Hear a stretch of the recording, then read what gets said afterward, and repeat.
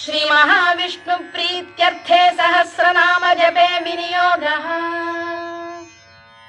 ध्यानम् क्षीरोदन्वत्प्रदेशे शुचिमणि विलसत्सैकते मौक्तिकानाम् माला क्लुप्तासनस्थ स्फटिकमणि निभैर्मौक्तिकैर्मण्डिताङ्गः शुभ्रैरभ्रैरदभ्रैरुपरि विरचितैर्मुक्तपीयूषवर्षैः आनन्दीन पुनीयादरिनरिन गदा शङ्खपाणिर्मुकुन्दः भूः पादौ यस्य नाभिर्वियदसुरनिलश्चन्द्रसूर्यौ च नेत्रे कर्णावाशा शिरोद्यौर्मुखमपि दहनो यस्य वास्तेयमब्धिः अन्तस्थं यस्य विश्वं सुरनरखगो भोगि गन्धर्वदैत्यैः चित्रं रम्यते तं त्रिभुवन वपुषं विष्णुमीशं नमामि।